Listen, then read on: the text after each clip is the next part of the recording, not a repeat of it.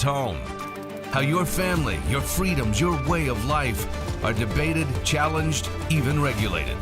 Every day we cut through the noise, pitting nonsense against common sense. On every screen, in every home. Salem News Channel is across America. Portions of the following show may be pre-recorded. AM 560, The Answer.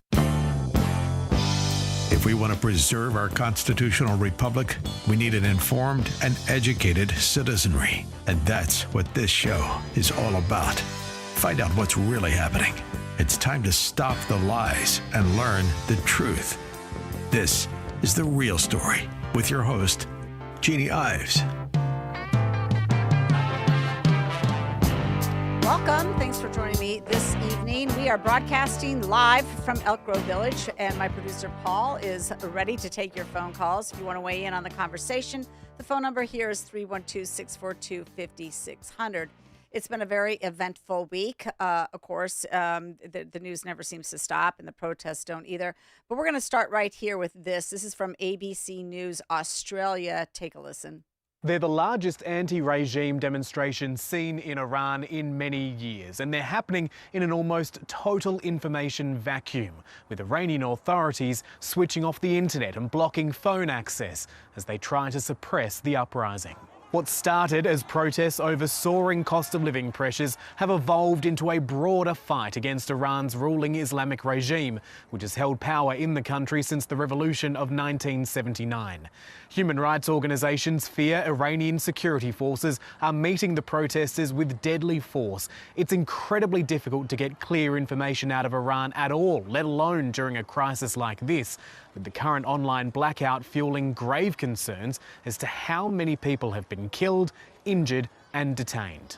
Whenever they shut down internet, it's because they want to use as much as possible their violence and their method of controlling people using violence. The US president has promised to intervene and attack Iran if Iranian security forces turn on the protesters. It was just 6 months ago that the US bombed Iran's nuclear facilities after Israel launched its own strikes. The language prompting this fiery promise of retaliation from the Speaker of Iran's parliament. So that you are not miscalculating, know that in case of an attack on Iran, the occupied lands as well as US military bases in the region will be our legitimate targets. Iran's president is continuing to blame the US and Israel for fueling this situation, and Israel's Prime Minister Benjamin Netanyahu says his country is watching closely. The IDF holding briefings over the weekend about the threat Iran may well pose. Many of the protesters on the ground in Iran are calling for the return of the exiled Crown Prince, the son of the deposed Shah, Reza Pahlavi, and he is certainly encouraging people to go out into the streets, but it's unclear exactly how much support he does have on the ground, or if people are simply rallying around him because there is no other clear alternate to Iran's supreme leader. One thing which is certain, however, is that the Islamic regime hasn't been tested in this way for many, many years. So that's a real protest. That's what the Iranian people are doing. The Guardian writes, the streets are full of blood. Iranian protests gather momentum as a regime cracks down. They begin it with a little bit of a story here. Sarah felt she had little left to lose. A 50-year-old entrepreneur in Tehran, she watched as prices soared higher while her freedoms shrank each year. So when protesters started gathering in the high-end neighborhood of Tehran on Saturday night, she was quick to join them. In a video sent to The Guardian via her cousin who lives abroad, people walk through the street joyous despite a halo of tear gas hanging over their heads. The article then later says, a 19-year-old student activist said on Friday, we're marching in the thousands tonight. I saw children on the shoulders of their parents, a grandmother chanting, death to Khomeini, while she's decked up in a black robe. Do you realize how significant this is? They continued to report at least 538 people have been killed in the violence surrounding demonstrations, according to U.S.-based human rights activists news agency, including 490 protesters. The group reported that more than 10,600 people had been arrested by Iranian Authorities, earlier, Amnesty International and Human Rights Watch documented at least 28 people killed by authorities between 31 December and 3 January, with some shot with rifles and shotguns loaded with metal pellets. And so what you have here is an actual protest, a protest against tyranny, a protest against a theocracy. The Islamic regime in power for 47 years may be meeting its match. This is real life and death consequences for the protesters. They have something that they are fighting for, which is essentially their freedom. And the reason I opened up with that story, because most people would expect that we're going to talk about what's happening in Minneapolis and the shooting of Renee Good, and we're certainly going to discuss that as well. But when it comes to protests and what people are protesting, I think it's really important that we understand in what context the Minnesota protesters look like complete amateurs and sniveling brats to those who are actually protesting real regime crackdown that's been imposed on them for 47 years. Now, is anybody in America living as the Iranians are? Is anybody? Again, your questions, we'll take those 312-642-5600. But, you know, let's not make no doubt, the biggest story of the week is, it shouldn't have even been a story, and that's of Renee Good, who, had she respected and obeyed the law, would not be dead as it stands right now. These activists, they think they're advancing justice, democracy, human rights, and they're actually doing the opposite. But you have to wonder what drives her to do such action. Does she really think that criminal illegals should be on the streets of America? Does she really believe that she is somehow, oppressed by the U.S. government? As you see, similar. Is it similar to the protests in Iran? No, not at all. This is a woman, obviously, who must have some sort of income. I don't know if she's getting it from her mother. It seemed like she was getting some of that, probably getting some taxpayer funds. Don't know if she has a job, but she seems awfully free to go out in the middle of the day during a work week and simply decide to block traffic so that she can have her way, and then continued to essentially berate and not obey the orders of federal law enforcement. So, I mean, these aren't warriors. Let's get that clear. And I really think it's wrong to think of them that way, but they think of themselves that way. And in fact, one of Renee Good's friends described her as a warrior. And this is the term coming from, this is a friend from the progressive school that both of their children attend. They're not warriors. There's nothing heroic about what they're doing. They're not fighting decades of government repression like the actual freedom protesters in Iran. And as widely been reported, these protesters are often paid operatives. They've been indoctrinated by leftist propaganda, fermented by Barack Obama and Hillary Clinton, and baked into that is into their psyche is the hatred of Donald Trump and conservatives. So this is what it is. It's stemming from a hatred of Donald Trump. I don't know why. It's misplaced. Let's face it. The economy is on a better trajectory now. You have more freedom now. Your parental rights are going to be restored. Nobody's coming after you if you want to raise your kids and your wackadoodle sort of ideas about transgenderism. Go ahead. We're just not going to let you medically transition them. That's fine. But these guys, everything that they do defies logic. They're screaming at ICE agents doing their job. I mean, what is going on here? It really feels like these protesters have become some sort of cult, a gang, a combination of the two. We have to assess at this point now, where did this type of activism come from? Where did it come from? It's not like the activism that you saw in the 70s with, Bernadette Dorn and Bill Ayers, the rich kids from Illinois who had their protests against Americans' actions and actually bombed federal office. This is a protest of a different nature. You even had activists sitting out on on Geneva Road in Wheaton with their little protest signs. They're probably just hoping to get to use all the antics that they learned from Ice Watch videos, so that they could be just part of the crowd. It's really remarkable, especially when you do consider what's happening in the rest of the world and the kind of oppression people are under. So I don't know where this ends, but it needs to end with law and order. That's what needs to happen.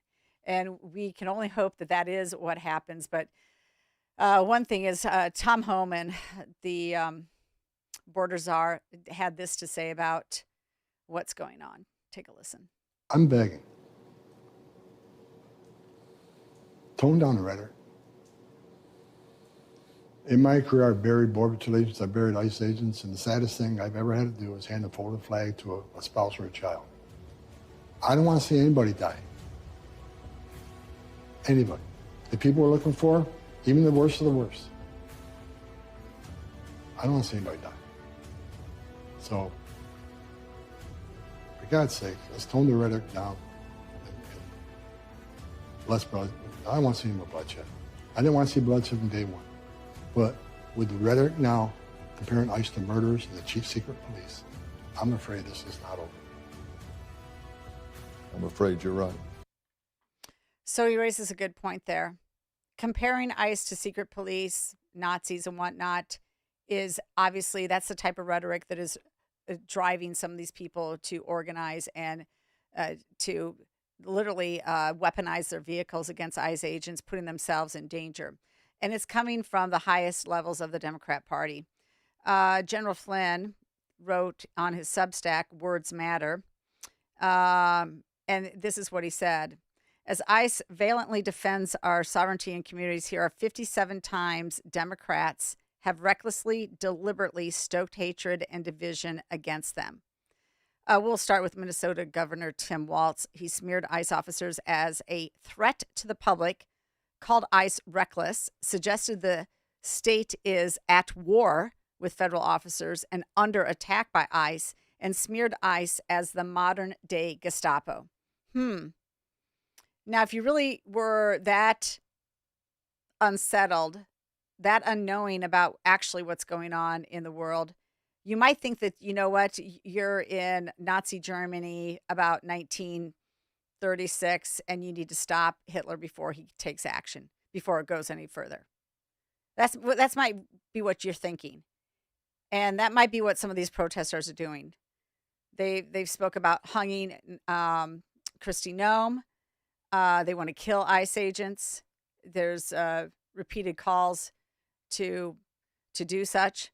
But it goes on. California Governor Gavin Newsom likened ICE to secret police, calling them authoritarian and calling for people to push back. Illinois Governor J.B. Pritzker claimed ICE is turning the country into Nazi Germany. New York Governor Kathy Hochul accused ICE of terrorizing people. Pennsylvania Governor Josh Shapiro claimed ICE officers make our neighborhoods less safe. Minnesota Lieutenant Governor Peggy Flanagan said ICE officers cause chaos and terror. Schumer said ICE does not belong in our neighborhoods.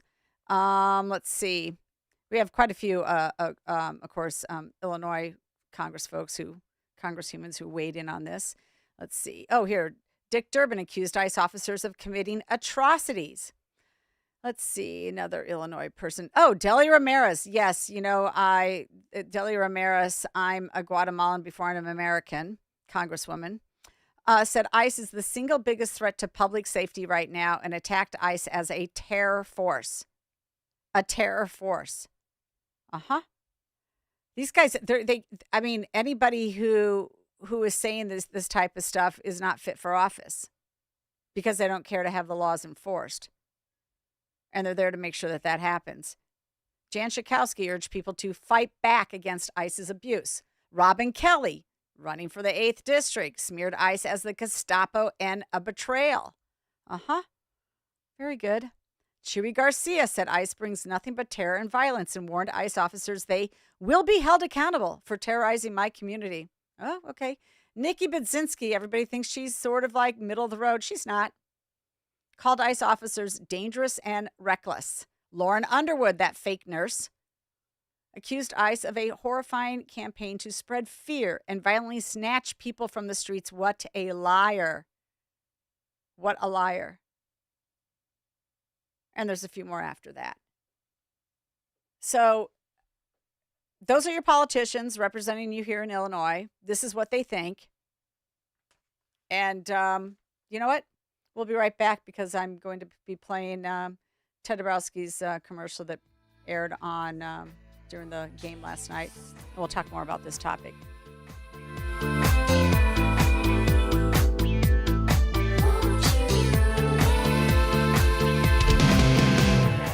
Make sure that you never miss a day of Sean Thompson when you subscribe to the Sean Thompson Show podcast, presented by the Alpha Wealth Group.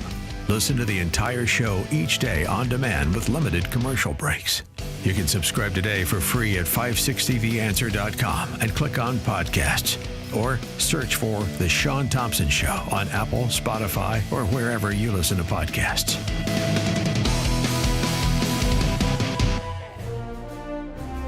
The American military brings together brave men and women from across the country who have chosen to answer the call when their country needs them most. At aviatorfuel.com, we know the military because we live the military life. With books written by a Navy pilot and run by a hard-working military spouse, aviatorfuel.com is proud of our service and our country. That's why we never compromise on authenticity.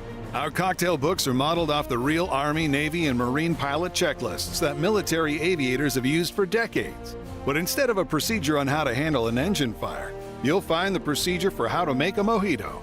From classic recipes to military specials like the Queen of Battle or the Afterburner, our cocktail books have something special for every veteran. So go to aviatorfuel.com and get ready to raise a glass to the brave men and women who serve our country. That's aviatorfuel.com.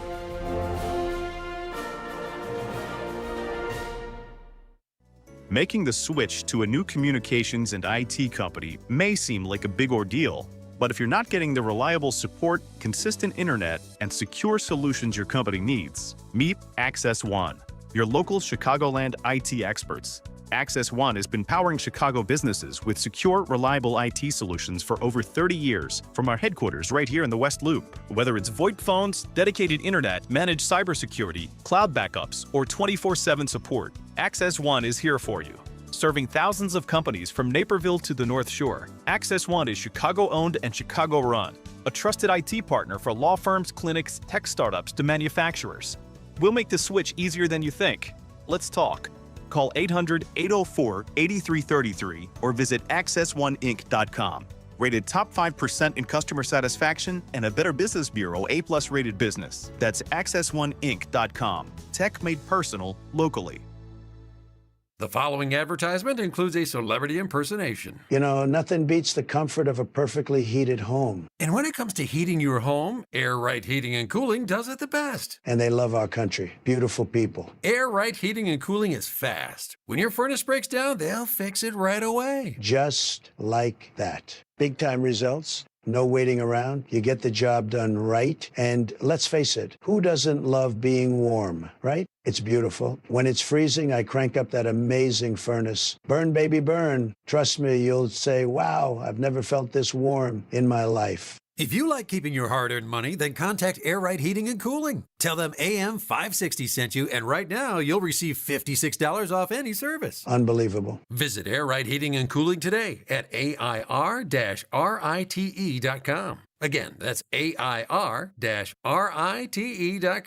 Air Right Heating and Cooling. Doing it right since 1959. Now, more of The Real Story with your host, Jeannie Ives. Welcome back.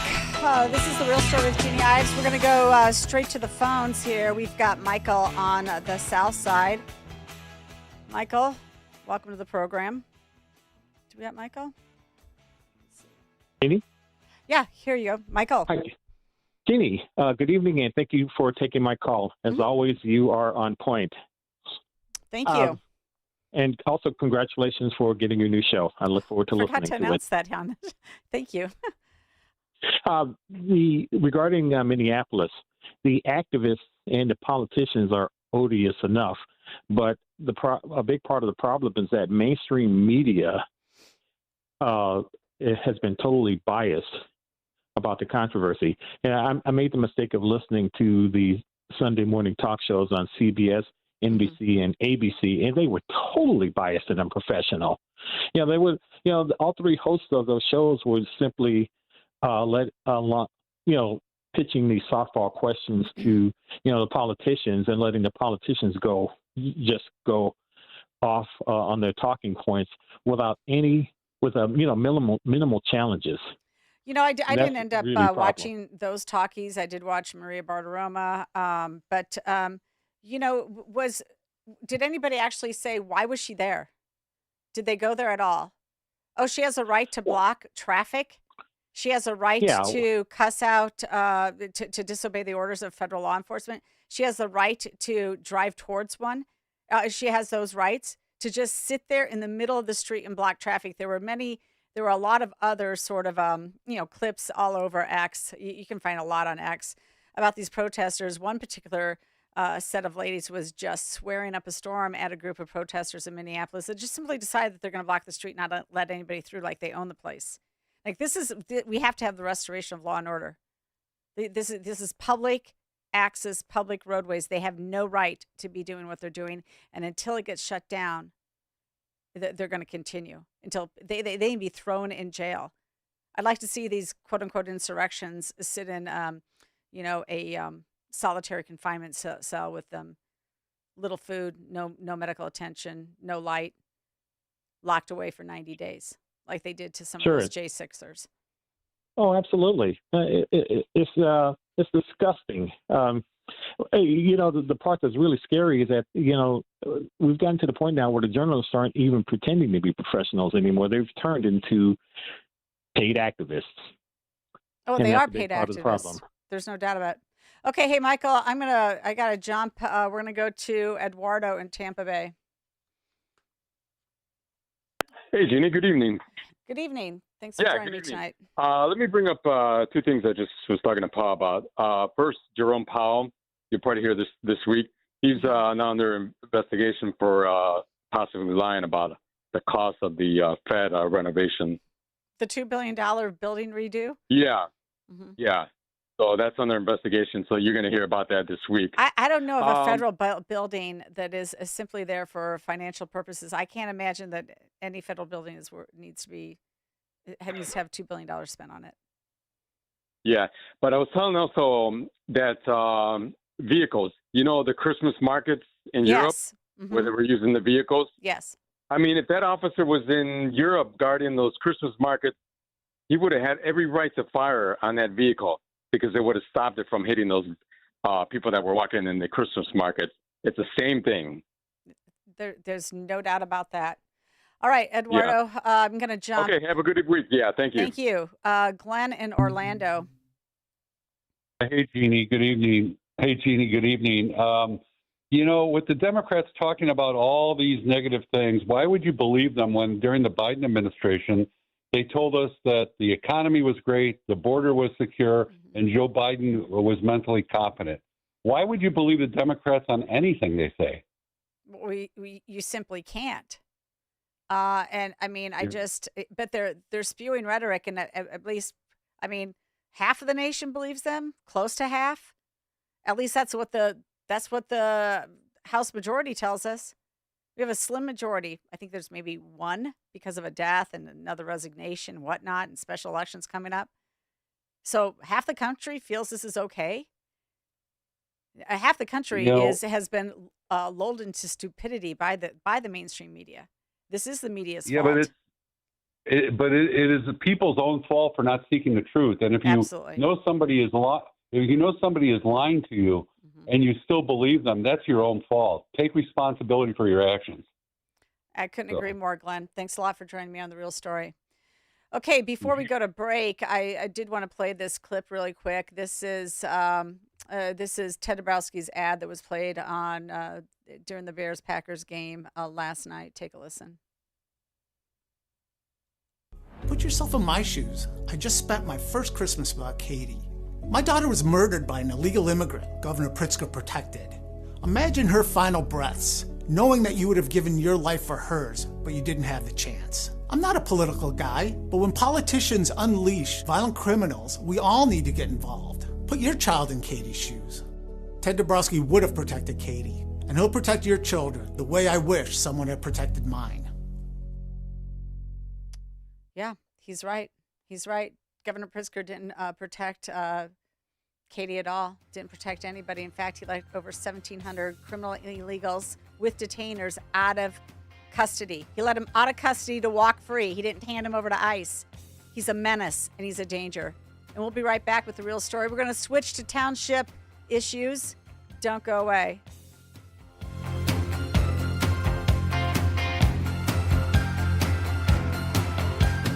Mike Gallagher sees it get political very quickly. We've got a mile worth of receipts of Democrats demanding that Trump do what he did. Chuck Schumer rips Donald Trump for ending the Maduro regime after he previously ripped him for not ending the Maduro regime. You can't make this crap up. The Mike Gallagher Show, weekdays at 9 on AM 560. The Answer.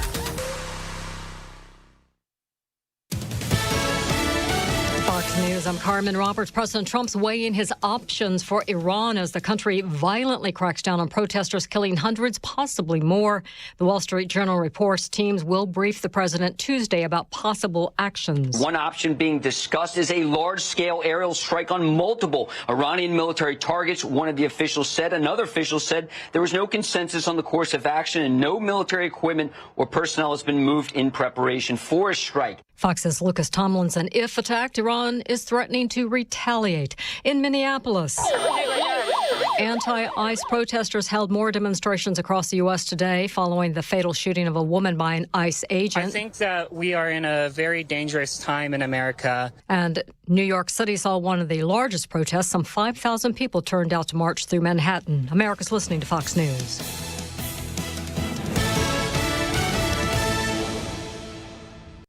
Jenny McGuire is the fresh, bold, unapologetic voice of common sense, constitutional values, and conservative principles. With her sharp wit, she'll tackle the issues that matter most: faith, family, and freedom.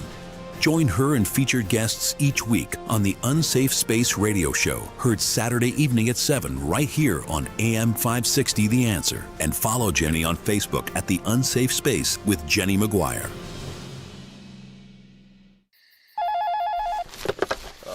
Hello? Sir, this is Officer Peterson. There's been a string of break-ins in the area, and your office, it was hit. Hit? What do you mean? We were robbed? Looks like the back door lock was easily pried open, and they moved through the building like they knew exactly what to take. We see wires everywhere. No computers. What? No computers? I just upgraded everything. Looks like they moved fast. We only found out because a neighboring business had their alarm go off. Do you have any security cameras? No, nothing. Don't wait until it's too late. Goldilocks protects Chicagoland businesses with custom security solutions. From reinforced commercial doors with keyless entry to cameras and 24/7 monitoring that alerts authorities immediately. Schedule a free on-site assessment at GoldilocksInc.com. Again, that's GoldilocksInc.com. Plus, AM 560 listeners get their first 3 months of monitoring free with a new install. Call 708-889-5600. That's 708-889-5600. Goldilocks, Chicago's premier locksmith, doors, and security systems company since 1981. A great smile can make you feel happy and confident. So when you consciously conserve your teeth, that glowing smile will show through. At Best Dental Group, doctors Economos, Gavalis, and their staff are ready to help you create that perfect look or maintain the one you have now. Along with general dentistry, Best Dental Group is a multidisciplined practice with an orthodontist, periodontist, and prosthetic specialists on site. They use the newest breakthroughs in dental technology such as titanium implants, Invisalign clear braces, and laser treatments. Don't let fear get in the way. They can recommend sedation to make your experience as comfortable as possible. Best Dental Group is located in historic downtown Bartlett and is a multilingual office. Call 630-830-4930, 630-830-4930, or visit bestdental.org. Best Dental Group, sharing your conservative values and helping you to conserve your teeth. Whether you're preparing for exams, juggling family and career, or just looking to stay sharp as you age, Think Factor is here to help. Created by the same company that makes Relief Factor, Think Factor supports sharper focus, stronger recall, and clearer thinking. It's the natural way to give your brain the daily nutrients it needs for memory, attention, and even vibrant vision. Call 800-4RELIEF, 800 the number 4 relief, or visit relieffactor.com to learn more. Look, I was a little bit skeptical. I started taking Think Factor. After a few weeks, wow, my memory, my focus, my concentration, better than ever. And Think Factor results get better the longer it's taken. If you want to stay focused during demanding tasks, keep your memory strong, maintain mental energy for whatever's ahead, well, Think Factor is for you. Call 800-4RELIEF, 800 the number 4RELIEF, or visit relieffactor.com to learn more and order Think Factor. Your first bottle is just $19.95. Think Factor. Think clearer, perform better daily. Call 800-4RELIEF or visit relieffactor.com for Think Factor. Don't miss Destination Retirement with Robert Kuhn every Sunday from 11 to 12. Robert has a different way of looking at retirement from most financial advisors and is happy to share his ideas with you every week. So don't miss what he has to say on AM 560 The Answer. Destination Retirement with Robert Kuhn, Sunday mornings from 11 to 12. You're listening to The Real Story with your host, Jeannie Ives. Welcome back. Thanks for joining me this Sunday night. As you know, we like to cover a lot of different topics on this show. We'll go everything from what we start out with, the protests in Iran, to what's happening in Minneapolis. And then we like to get very, very local here. And by the way, I guess I failed to announce at the top of the hour what's going on with my show, but my last show on Sunday night, 7 to 9 p.m., will be February 1st. Because Amy Jacobson and I are teaming up to have a new show Monday through Friday, 11 a.m. to noon, right here on WIND AM 560. It will be The Real Story with Jeannie Ives and Amy Jacobson. And so, our goal here really is to drill down into, what's happening locally in the state of Illinois, what's happening at the state level in the state of Illinois, what's happening on the crime front, what's happening in the city of Chicago. We really want to get more in touch, our listeners more in touch with things that are happening right here. I mean, we can all read the headlines. We know the national news because it's projected across our Twitter feeds and our X feeds, our Facebook. We see a lot of that. We see less of what we really need to know, and that's what's happening at the local and the state level, because you are getting taken advantage of. You're getting taken advantage of by the politicians that continue to lie to you and whisper sweet nothings when they, in fact, are just hiking your taxes day after day after day. And so right now, I'm going to spend a little time. I'm going to talk about my own township. I'm going to talk about Milton Township. And here to discuss that alongside me is Chuck Smith. He is a longtime Milton Township Republican committeeman, as am I, in full disclosure. But Chuck also worked at the township. He worked with the seniors, did their senior newsletter, did a lot of other support services with the seniors. I've worked with him in a number of cases where, things with St. Vincent de Paul Society, cases that came up there, I would hand him over to Chuck to help alleviate the problems of these seniors. So he's done that type of work. He's not been like an elected trustee or anything like that, but he's done really important work for Milton Township seniors, and he has a good sense of what's going on at that township. Now, I will say this. And Chuck, first I want to welcome the program. Chuck, thanks so much for being here tonight. Hello, Jeannie. Thank you for the opportunity to speak on your great show. Well, again, township government is something that people don't, I think, have a really good sense of what they do, what they don't do. They do general assistance. It's where the assessor is housed. They take care of seniors. They have their own special police in many cases.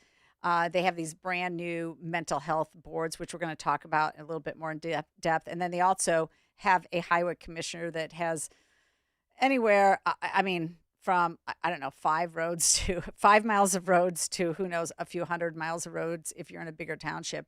But for the most part, that's kind of what they do. They're a little bit, I think, of a legacy unit of government, and they add to our enormous number of units of government that we have in the state of Illinois. In fact, over 7,000, the most of any state. The next closest is Texas with just over 5,000 units of government. These are all taxing authorities, people who can can levy taxes against your home. Mm-hmm. And so they have a lot of power, and I think people are like, they just play it off like, it's just a cup of coffee a day. They don't cost that much. Well, In reality, it can get out of hand, and it's getting out of hand right now. Before we begin, I want to just lay the table here. So Republicans had control of Milton Township for decades, but the Democrats succeeded in taking over every single position in Milton Township last April in those elections. The Republican assessor changed parties just to keep his job. He's now a Democrat.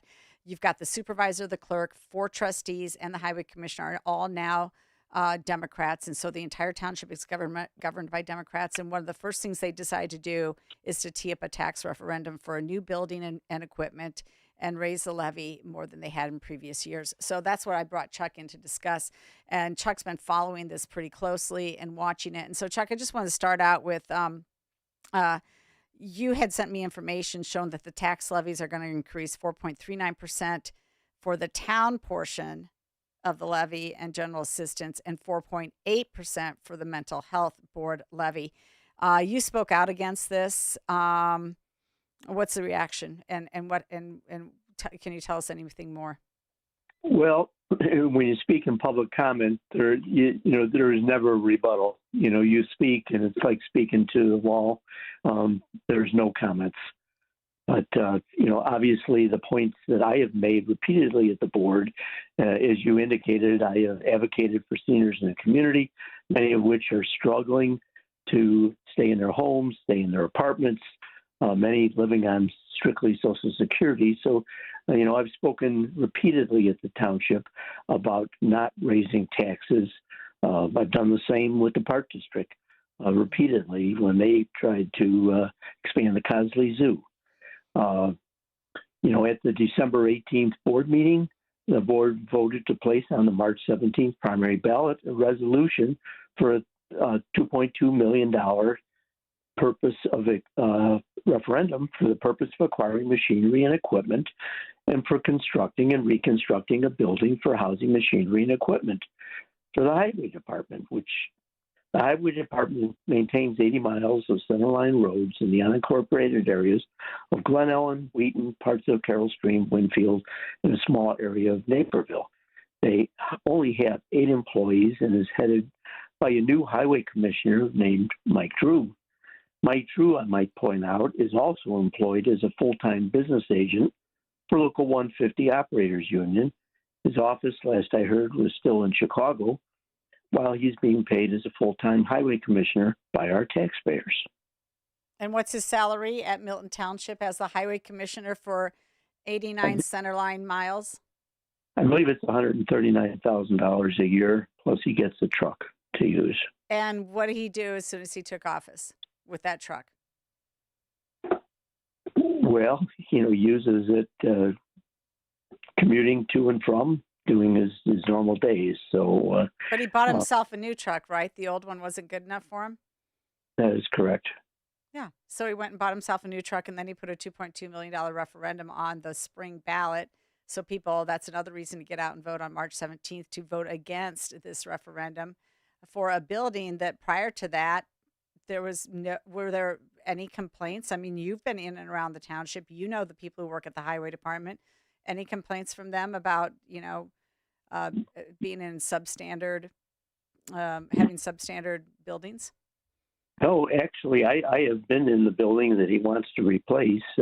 In reality, the proposed tax increase, though it states it's for equipment, machinery, and reconstructing and building new housing, it's only for the purpose of building a new building. I've spoken to the commissioner about the current mobile equipment, which has been updated and is in generally good condition, and he concurs. For clarity, the highway department has 3 major buildings, which are called the main maintenance garage, the middle barn, and the far barn, which is a building that's being proposed for replacement. Before the vote on this tax increase, the new highway commissioner, Mike Drew, made a presentation with slides at the township meeting, and he is proposing to build a 105-foot by 71-foot building to house equipment that is currently housed in that far barn. It was stated that this new building would also have a small office and a training area. He stated it would cost $2 million or $210 a square foot based on a conversation he had with personnel at DuPage County.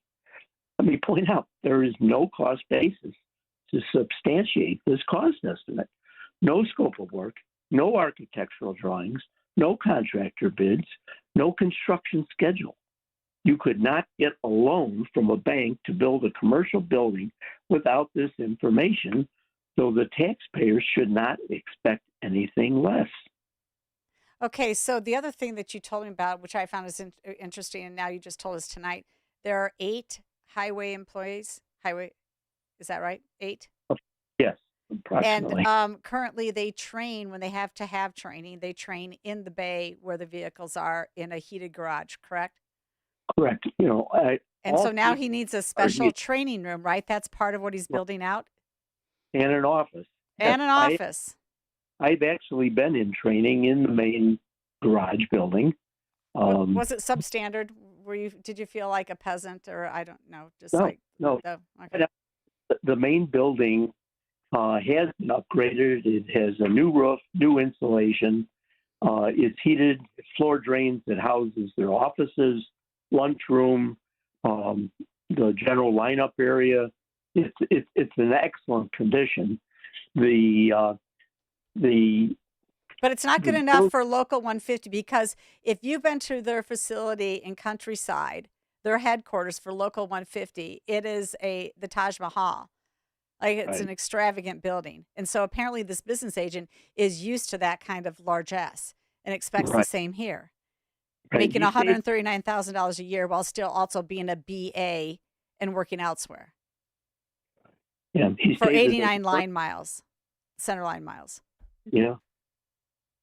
Yeah, he stated that the current heated building is in bad condition, but he provided no information to substantiate this statement. After the board meeting, I went up to him and said, have you ever done a structural inspection to establish what the condition of the building is? He said, no, I didn't want to spend the money on an inspection. And I told him if the building siding or roofing needs repairs, which I understand it's not in that bad a shape, but the structural is sound, we'll just do what's needed. He then said, well, the building's not big enough to store the street sweeper and a future to be purchased used sucker truck.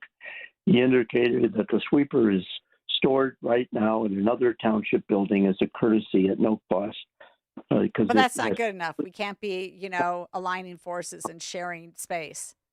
Right. But what's ridiculous? He said, there's salt on the trucks. They can't be washed in the current building. It has a dirt floor. And he said he replaced it with asphalt shavings. But in reality, it's really what's referred to as C6 aggregate. And there's 8 inches of it, I found, that is commonly used for construction base. So many companies use stone C6 type aggregate for storage of equipment such as this.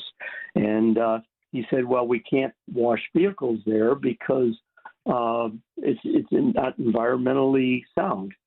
Apparently he doesn't realize that the existing middle barn and the main building garage that I've spoken about for maintenance have historically been used for washing trucks. Both are heated, have hot and cold water, floor drains, and the roof and siding on the middle barn and also the main garage are in good shape. Before $2.2 million are spent, they need to look at alternatives. This is not justified. Well, we spent a lot of time on just the highway commissioners, referendum, and I'm glad that we did. You should also know that they're going to increase, the levy's going to go up as well, and the mental health board as well. So and Chuck, do you mind? I'm just going to hold you over for a brief commercial break because I do want to talk about these 708 boards real quick. Absolutely. Okay, we're going to take a short break. We'll be right back with Chuck Smith.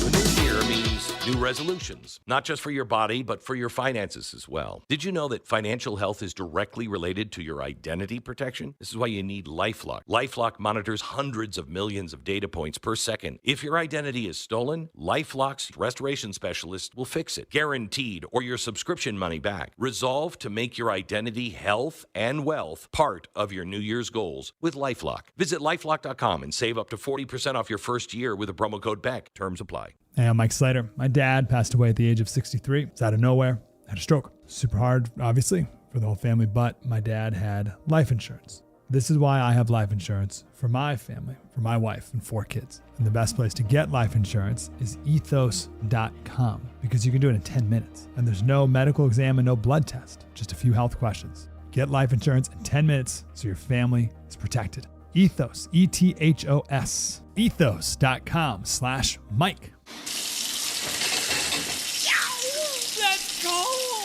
Don't get stuck with a cold shower this winter. Give CenterGuard Plumbing a call. Get a new 40-gallon water heater installed for just $1,195 for standard installation, or a 50-gallon heater for $1,295 standard installation. A proud new sponsor of AM 560, CenterGuard is offering specials on new water heaters. Old man winter is here. Don't get stuck in the cold. And the same can happen to your water heater. If you're having hot water issues or your water heater's over 8 years old, take advantage of this winter special today. CenterGuard Plumbing is Chicagoland's same-day water heater experts. Call before noon and they can schedule your repair or install the same day on in-stock water heaters. They'll even haul away your old one, no charge. You're only a text away from install today. Call 847-406-8883. Mention AM 560 to receive winter special pricing. That's 847-406-8883. Call or text 847-406-8883 or visit centerguardplumbing.com.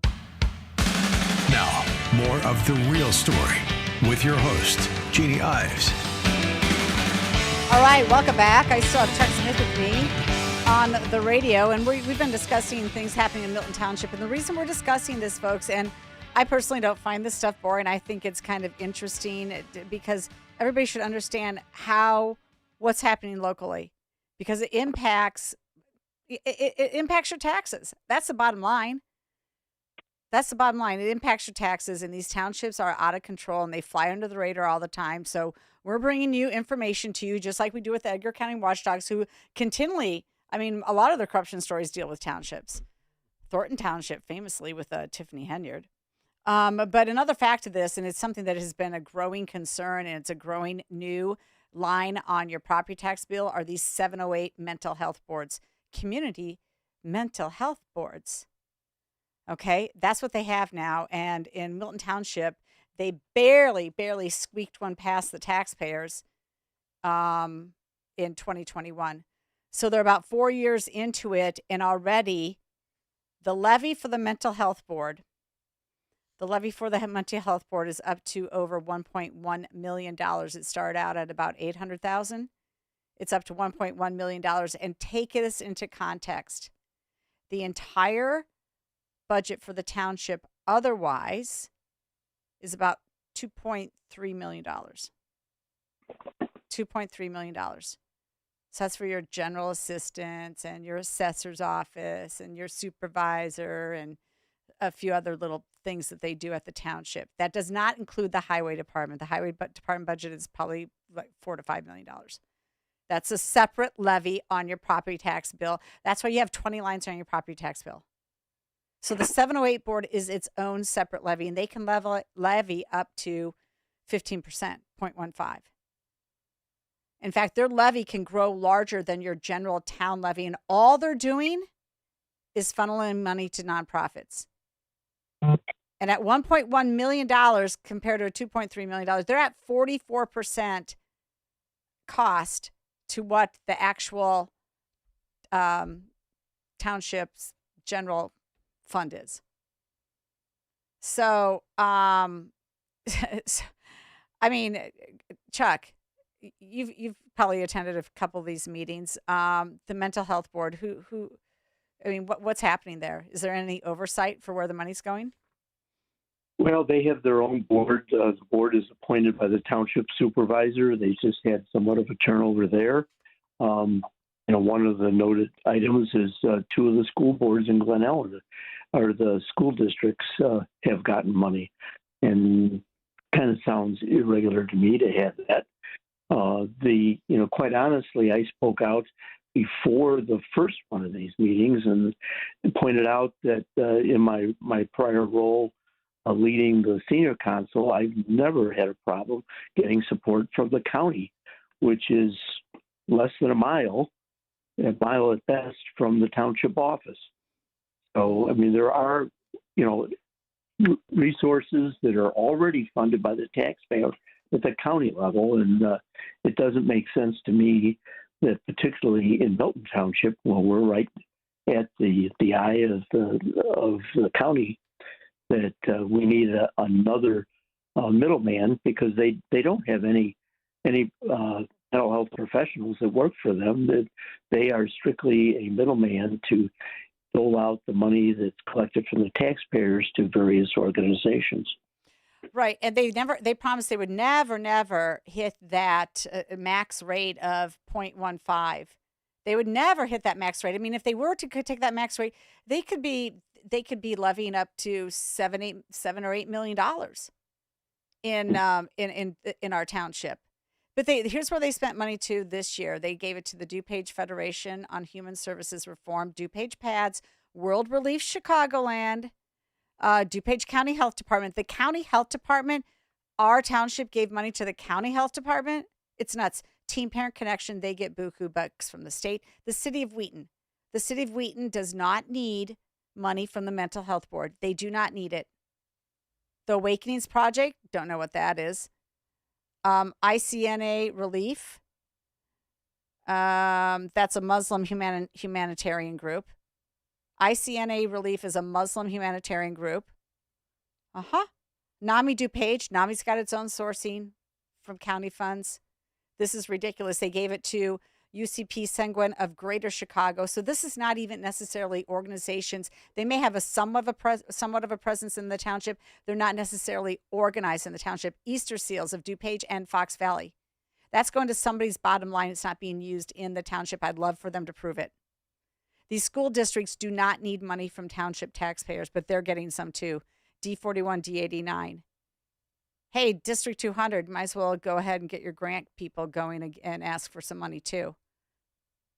Now, Midwest Shelter for Homeless Veterans, great organization. I support them. I don't think that my tax dollars need to. And that's where your money's going to. They even 2 years ago gave money to this politicized group called the Immigrant Solidarity DuPage. They gave them $10,000. Their mission is to educate, organize, and mobilize DuPage County around the rights and collective struggles of the Latino community. Yeah, that's what they're supposed to be doing. I don't know, Chuck. It just seems it seems it's really depressing when people can just go ahead and take your money and nobody seems to care of the voting public. They just don't care. Like you really want them. They're taxing your house for these services. Does anybody get that? There's so much redundancy. Age Guide is the funder for most, if not all, of those organizations, not the school district, but there's so much duplicity. That's right. Yeah. There's so much overlap. It's just, yeah. And so I was looking at the Immigrant Solidarity DuPage website, and sure enough, there they are, talking their way about ICE protesting, having a community meeting about ICE protest. That's what they're doing. Yep. Today, the western suburbs turned out to protest ICE. There were well over 100 people in both Lisle and Elmhurst. Great signs and great energy. And we gave them $10,000 for mental health. No. I need $10,000 after having to pay these guys for mental health because my mental health is suffering. All right, Chuck, that's all we got time for. Thanks so much for coming on. I really appreciate it. Thanks for your work. You're the best. Thank you very much. Chuck is literally the best in Milton Township. He's just such a great guy. He works with a great organization called Doodlebug, where they actually could use some money to help the developmentally disabled, where they're actually doing real work. They're a great, great organization. We'll be right back. Mike Lindell has a passion to help people get the best sleep of their life. He started by creating the best pillow ever, and right now he is passing the best prices to you when you use promo code LIBERTY. They want to thank you for your continued support by passing on some Christmas specials to our listeners. Get wholesale pricing on the classic My Pillows for $17.98. Transform any mattress with a My Mattress topper and save up to $100. Get a set of Giza sheets for as low as $29.98 or the 6-pack towel set for only $39.98. To get the best specials ever, go to MyPillow.com and use promo code LIBERTY or call 800-489-0201 and use promo code LIBERTY. These offers won't last long, so call 800-489-0201 or go to MyPillow.com and use promo code LIBERTY. Rest easy remembering that MyPillow products come with a 10-year warranty. Call today, 800-489-0201, promo code LIBERTY. News, opinion, insight. This is AM 560, The Answer. WIND, Chicago. Streaming at 560theanswer.com on the AM 560 mobile app or tell your smart speaker to play The Answer. Weighing his options. I'm Carmen Roberts, Fox News. A team will brief President Trump Tuesday on his options for intervening on behalf of protesters in Iran. The Wall Street Journal reports those options include taking military action. We've heard now from the Iranian regime saying they are threatening counterattacks should the Trump administration decide to launch strikes inside Iran. And as military options go, none appear immediate. There are no aircraft carrier strike groups in the region. Ford remains in the Caribbean, George Washington and Lincoln in the Western Pacific. One of those carriers is likely to be dispatched to the Middle East in the coming days. Might take a week to get there, though. There are strike aircraft in the region. Fox's Lucas Tomlinson reporting. Activists say the number of people killed in those Iranian crackdowns over the past 2 weeks of protest has soared to more than 500, with many more feared dead. A U-Haul truck plowed into a group of protesters in Westwood, California today during a demonstration in support for the Iranian people. Cell phone video shows people punching the driver as they tried to pull him from the truck. Police have not identified that driver. In Minneapolis, people upset over the fatal shooting of Renee Good by an ICE agent are flooding the streets of many cities across the country. Activists were handing out flyers encouraging people to sign up and take part in anti-ICE activities, which federal officials say are ramping up across the country and making it more dangerous to enforce the law. Agents had a large crowd gathering around them as they were carrying out an immigration enforcement operation, and that crowd swarmed the agents' cars after they detained one person and then drove away. Fox's Garrett Tenney reporting. America's listening. Tough Fox News.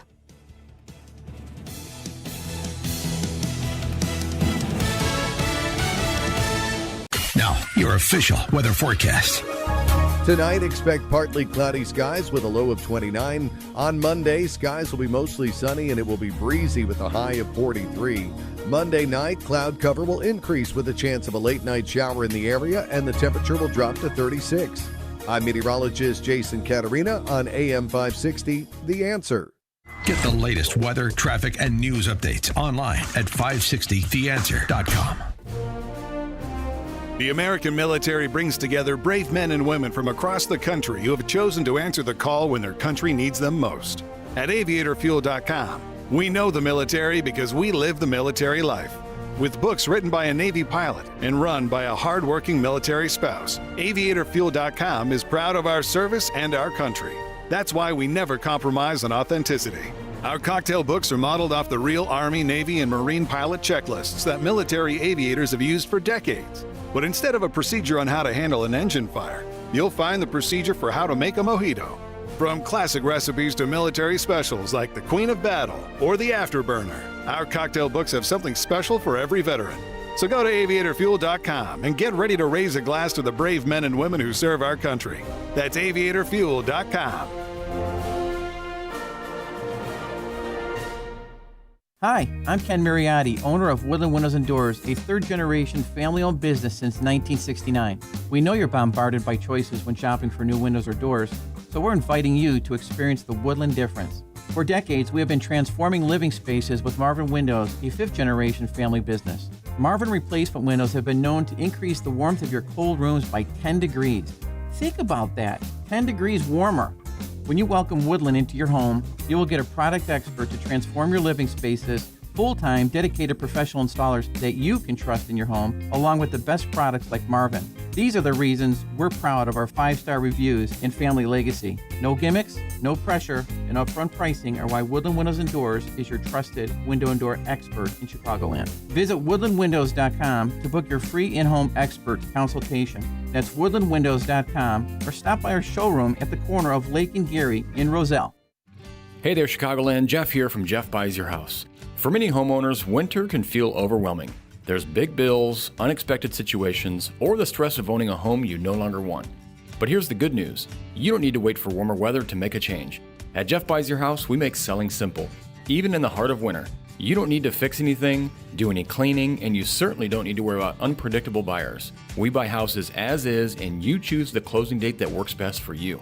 We've made the home selling process easy and stress-free for nearly 2 decades. That's why homeowners trust us, and why we've earned over 400 Google reviews and an A+ rating with the Better Business Bureau. As a veteran-owned business, we handle everything with integrity and care. So if winter is weighing on you, we are here to help lighten the load. Call us at 630-895-9530. That's 630-895-9530 or jeffbuysyourhouse.com and get your offer today. Hello, everyone. It's Tom, the founder of Freedom Boat Clubs of Michiana, now with 9 wonderful locations across Northwest Indiana and beautiful Southwest Michigan. With the holidays upon us, it's a perfect time to reflect on what matters most in our lives. Few of us will ever wish we'd spent more time at work. As the old saying goes, time spent on the water will not be subtracted from our lifespan, so just how precious is that boating time?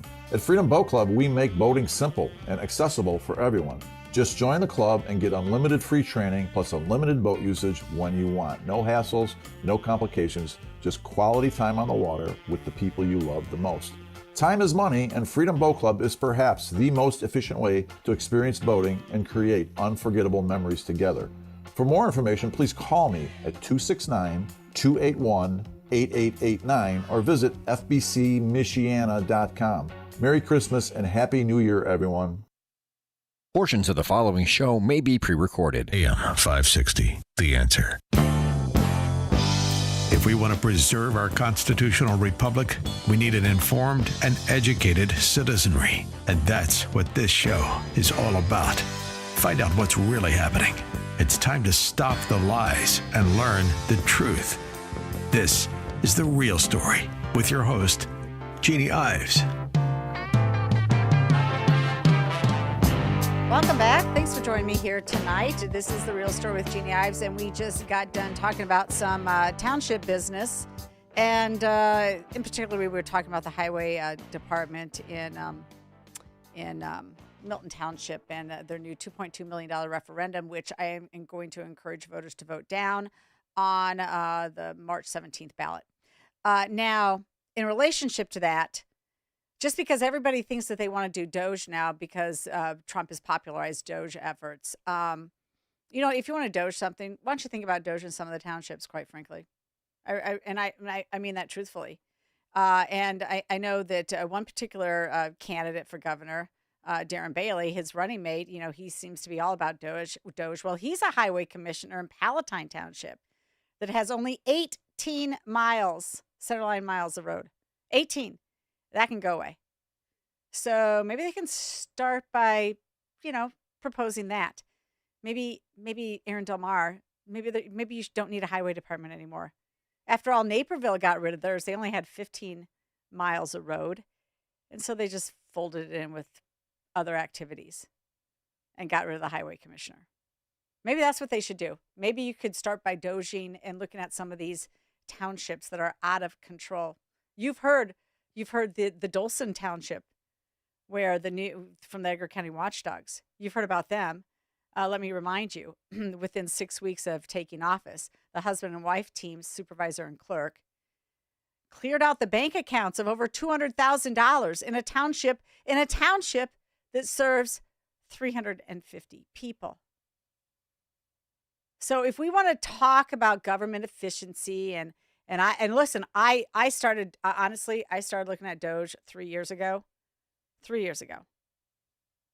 And then, if you've been following me on Breakthrough Ideas, we have our DogeIL.com website where you can actually look at all the grants from FY25, and we also have FY26 up. And you can go ahead and see if you think that these bogus Maddie's Mitten March deserve $320,000 of your money. If the Indo-American Center deserves, $18 million of your money. You go ahead and look at that list, because I put it all out long before anybody else was talking about it. All right. So let's just kind of set the record straight, because some people that are talking like they've been doing this for years haven't done a darn thing to expose what's going on, or actually, considering that they're in positions of power, done anything to get rid of excess government, like the Palatine Highway Department. Aaron Del Mar. Before we get to my next guest, though, let's go to Laura in Rolling Meadows. Laura, you're on with Jeannie Ives. Thanks for joining me. Hi, Jeannie. I just wanted to chat for a brief second about these mental health boards. I follow the Wheeling Township board pretty closely, and I think the average constituent has no idea what they voted for. They don't understand that this board is just essentially like dishing out grants and like duplicating efforts. But anyways, my really specific point was this: Wheeling Township, one of the things that they're funding is a catering van for a local organization. And I just sat and watched this meeting like, are we kidding? Are we kidding here? Wait, say that again. For a catering van. They're catered or they're... A catering van. A catering van. A catering van. They funded. Wait, for a local organization, they funded a catering van?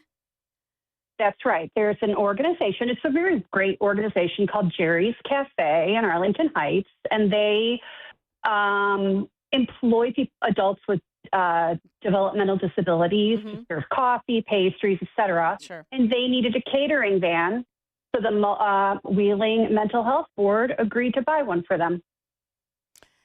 Yeah, I mean, look, Doodlebug and Wheaton is a really, really good organization for developmentally disabled. They build things, they paint things, they're using tools. Sure. They're doing really good work, and they sell their product to the community.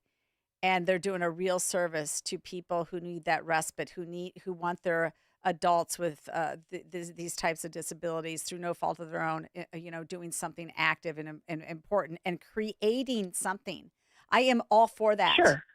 I have less problem with the catering van than I have with Milton Township giving the Immigrant Solidarity DuPage, a political activist group, $10,000, or the city of Wheaton, who doesn't need it, or the DuPage County, who doesn't need it, or Easter Seals, or YMCAs, all nationally recognized NGOs. They don't need to be taxing my home for what they think is a mental health service. I mean, mental health has become the it's like the it's like a catch-all buzzword umbrella for all these things. Yeah, well, yes, it is, and it's also the one of those like, we have a mental health problem, and we got to solve it, and so everybody runs hysterical to add more money and when that's not the what's really going to help.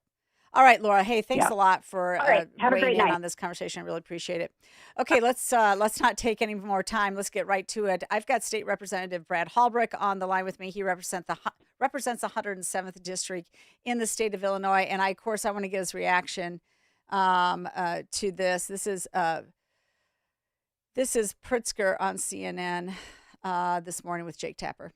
Let me just say though that when you have video, as you do in Minneapolis, when you have eyewitness testimony from people, it seems like there's a whole lot of evidence, and it should be adjudicated. You're 100% right. There should, in fact, be due process. That's not something that the Trump administration believes in, and indeed they are throwing people out of the country. They're arresting U.S. citizens and people who are here legally without any due process. And in many cases, they're claiming that they're domestic terrorists, claiming that they're doing something wrong when there's zero evidence on their side. So, Brad, due process. Due process for illegals. Due process for people like Katie Abraham, who were killed by illegals, Michael and Gail Clayton, Chloe Polson, and the list goes on. I mean, this guy doesn't know what due process means. Exactly. And I talked about that on the House floor earlier last year. We talked about where's the due process for these individuals that were murdered at the hands of illegal aliens? Where's the due process for them and their families, and families that will never heal up because their family member was taken way too soon? Where's the due process for them? It's absent. There is none. There's none. No. And these other individuals are here illegally. They're foreign nationals. I'm not sure they have due process. Yeah. Other than to get deported. Well, on this same topic, you were on with Center Square, I believe, earlier this week, and you guys had sort of a longer form interview, which I was happy to see. And they were talking about the spending for illegal immigrants, and you had quite a bit to say there. Where are we at the state in terms of how much we spent, what we're still funding? Do you have a sense of that? Because, it's hard to get information, let's face it. It is extremely hard, and that's what I talked to Greg about on that interview that morning. I mean, we're in the couple billion, $2.5, $3 billion for health care. At least the governor did trim some of that back for the HBIA, the adults. The seniors still get it. Of course, the youngsters are involved in a little bit of a different program, but there's still hundreds of millions of dollars going for health care. The other thing that's very hard to track is the different block grants. There's going, let's say, to the city of Chicago to do whatever they kind of please with. All this stuff's kind of hidden. And then all the money that is going to NGOs, we talked about that in the Doge press conference that you helped bring to Springfield back in May. We talked about $1 billion that you and your team had uncovered going to NGOs to help illegal aliens get government services. I mean, I would have thought we had government and state employees to help people get services. I'm not sure why we have to grant money to NGOs to further bolster the roles of these different state programs. So there's a lot of scuttlebutt right now because the state is quite concerned that the federal government is cutting back on the money that they are going to give the state. And this is going to come in a couple of different ways. And in fact, the Chicago Tribune just published an editorial, or actually a long article. Illinois lawmakers return to Capitol facing $2.2 billion budget gap while pushing election year affordability message. It talks about a number of things, but it did say specifically, look, they are looking at, because they are terrible at record keeping and verification, it apparently looks like they're going to pay a penalty for a SNAP because they haven't verified their rolls of $700 million. They're looking obviously at, $1 billion being suspended from daycare. And I appreciate it. You're the one who came up with the information showing that Illinois spends $4.4 billion on child care. $3 billion comes to the federal government. It looks like $1 billion of that's going to get suspended. So what are we in for? $2.2 billion budget hole. What are they going to do? Well, we're in for a bumpy ride, and the stuff that the feds are doing, I think they're entitled to do it. They have to have some level of accountability. And Pritzker about the SNAP funding and the error rate, they called it. He said, well, it happens to all the big states, and I don't have the numbers right in front of me, but it doesn't happen to all the large states. There's large states that are running their program really well. They don't have the error rate that Illinois does. So it brings out the question is, why does Illinois have such a high error rate? Why is that?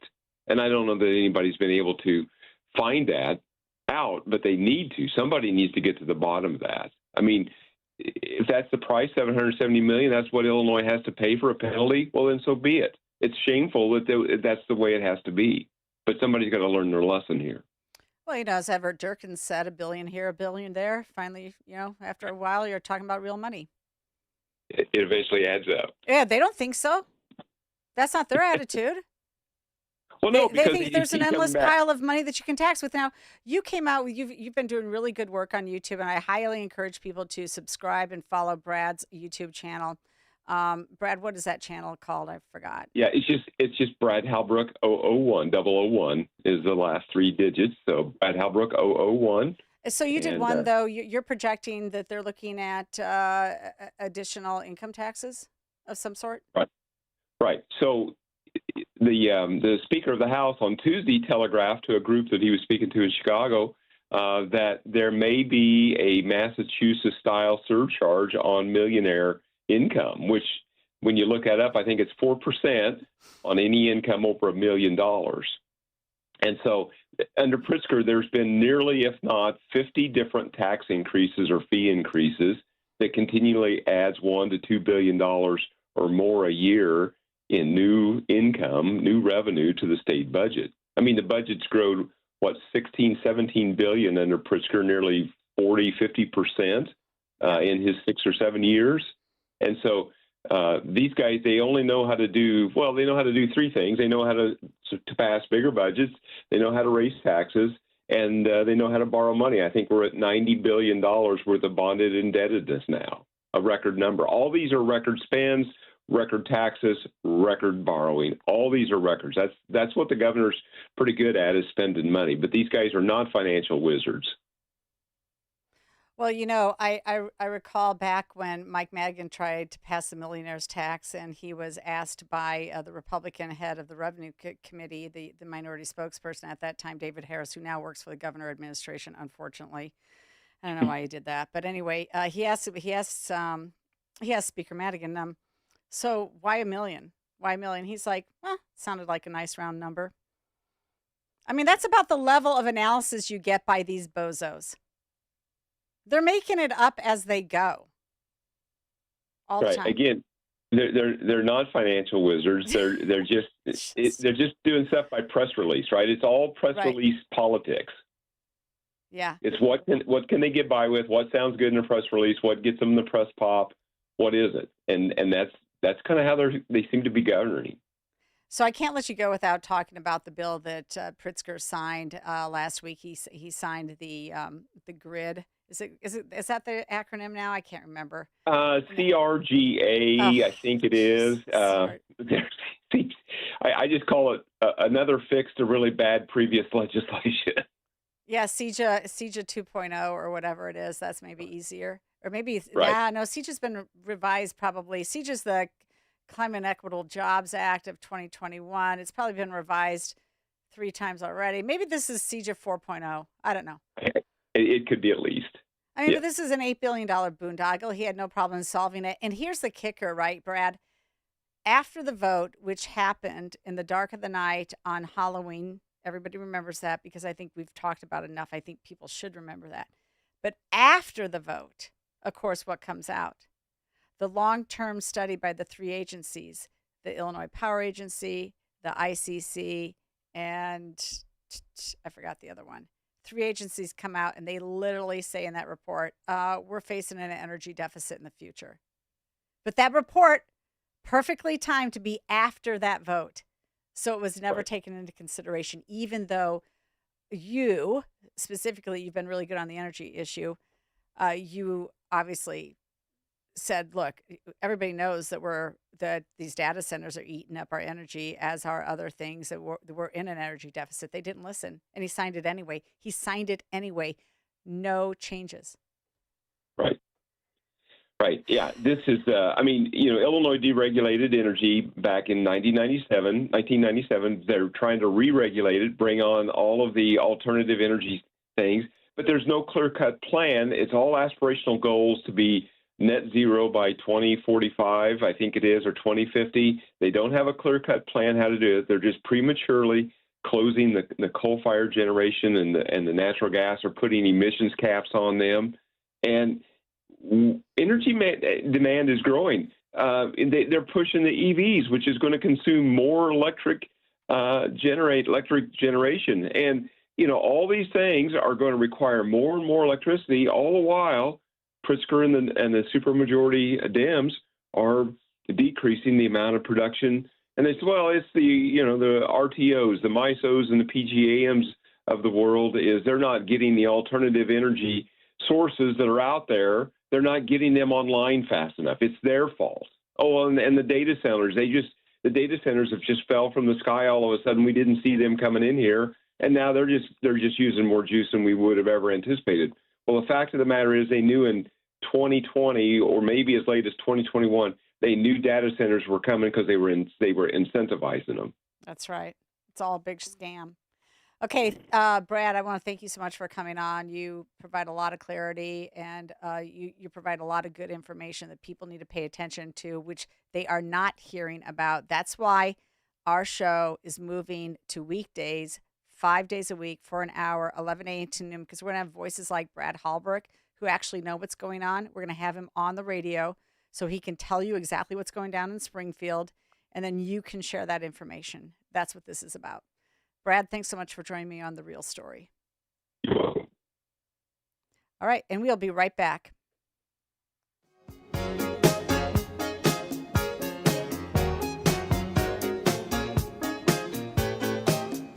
Attention Link EBD card holders. If you use SNAP benefits to buy food, please listen carefully. Rules for SNAP eligibility are changing. You could lose your benefits if you don't act soon. Before January 31st, visit saveoursnap.org to learn about new rules, how they impact you, and the steps you should take to keep your food benefits. Don't wait. Go to saveoursnap.org before January 31st. Sponsored by the Illinois Commission to End Hunger. Aired in cooperation with this station and the Illinois Broadcasters Association. Whether you're climbing the corporate ladder, launching a new project, or just looking for that extra edge, your brain is your most valuable asset. Now there's a way to support it every single day. Think Factor. From the makers of Relief Factor, Think Factor is built to help you stay sharp, nurture your memory, boost your attention. It unlocks the mental clarity and precision you need to stay ahead of the game, no matter the challenge. After a couple of weeks of taking Think Factor, I noticed a dramatic difference in my clarity, my focus, even my memory. And look, the longer you take Think Factor, the better it works. This is not a one-off. You want to take Think Factor regularly. If you're a go-getter who refuses to settle, Think Factor can help you perform at your best and keep your edge. Call 800-4RELIEF.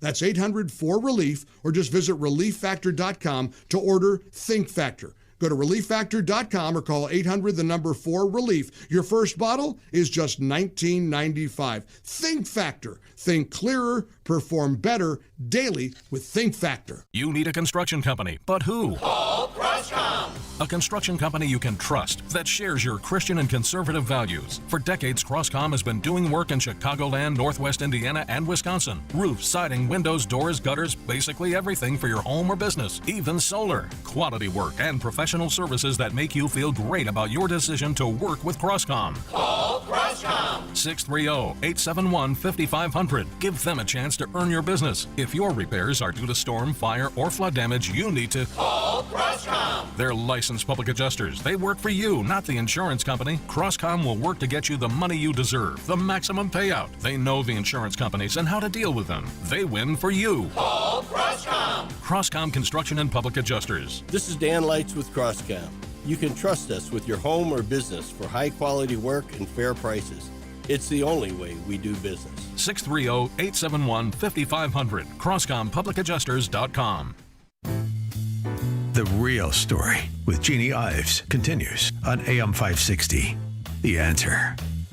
All right, really quick here. I wanted to go back to something that I didn't get quite to finish up. I played you the Ted Dabrowski ad about Katie Abram, and then I think what's really important for people to understand is that Pritzker's had no response to the father, no response at all. Here he was on with Eli Steele. This is Joe Abraham. When we met Donald Trump in the White House, he was genuine, authentic, caring. You could see in his face, he was moved by the fact that I lost my 20-year-old daughter. And he didn't have to do that. Governor Pritzker, I'm a lifelong Illinoisan. Governor Pritzker probably doesn't even know who I am, even though I'm sitting in the room 10 feet away from him. He didn't have any time to even look in my direction. So that's how much he cared about Katie and her life. It's such an amazing contrast. And again, I want Illinois voters to understand that this is not what the media tells you. Now, I understand the media needs to make a living. They need Pritzker money. I get that. But this is not what they're telling people. Governor Pritzker is not a compassionate person from what I can see, from my place, from my seat. He's not. He hasn't shown one bit of empathy or caring to a lifelong Illinoisan and his murdered daughter. And it's very unfortunate. Meanwhile, the Trump administration has been, till this day, contacting us. Well, there you go. That's Pritzker. And then you have, I have time for it. This is Rahm Emanuel, where he is hooked on phonics. He wants to run for president. I've been reading and watching from a distance Mississippi, Tennessee, Louisiana, I think Alabama also. replicates exactly what you do, and they see, boom, that basically get back to the basics, put extra time into it, extra support to both the student and the teacher, require a minimum amount of time on reading, and base it on phonics. And lo and behold, if you stay dedicated to it and just don't, what, if you didn't get a result, and don't be, basically a short attention span, that, it didn't turn around in a year. This ain't turning around in a year. I got 3 kids. Everybody's different. It takes a lot of work. And so I'm down here in Mississippi because you guys have put the sweat equity in. You got something we can look at, model at, and replicate all over this country. I will go anywhere to any place that has figured out a solution, because there is no getting from here to there if our kids can't read and do math at grade level. Applause for Rahm. Applause for Rahm. He's running for president. And when he was here in Chicago, the head of CPS, the head of the whole city, he didn't do a damn thing for those kids. He's part of the problem. Don't buy any of this crap from any of these Democrats. We'll be back with the Edgar County Watchdogs after this break.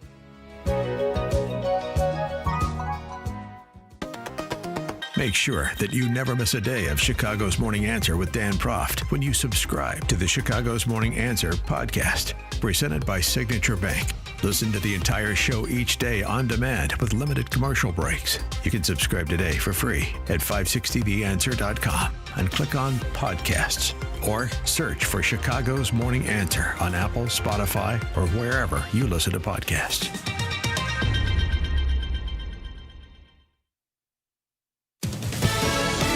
Fox News, I'm Kathleen Maloney. Federal Reserve Chair Jerome Powell says the Department of Justice has served the central bank with subpoenas and threatened it with a criminal indictment. The threat of criminal charges is a consequence of the Federal Reserve setting interest rates based on our best assessment of what will serve the public, rather than following the preferences of the president. The move represents a major escalation in President Trump's battle with the Fed.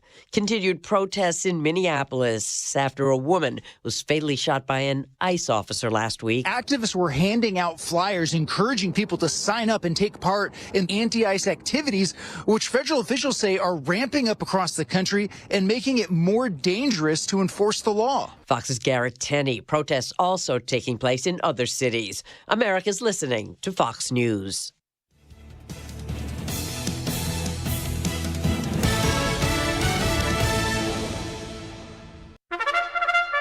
It's Reveille. After a dozen years of planning by their founders, Prairie Food Co-op opened in Lombard, Illinois last July. It's a for-profit, community-owned grocery store. Now, anytime you hear the word community used this way, it should raise more red flags than a Soviet military parade. Their website notes that their goal is to be both owned by the community members and run democratically. The co-op aims to provide locally sourced, sustainable food, and a core value of the co-op is to put people over profits. If this all sounds too good to be true, it's because it is. In fact, it's another abuse of taxpayers and a scam. First, they may think profits are bad, but they like tax money and received over $1.5 million in state and federal grants to open the store. These taxes were generated, of course, by taxing the profit from actual for-profit grocery stores. This is all a marketing scheme, too. Their store is not filled with locally sourced, sustainable products. Illinois raises a lot of Angus beef, but their hamburger was from Minnesota. They had strawberries from California, pasta from Italy, and canned goods from China. And nearly all their products could be found in the nearby Jewel store.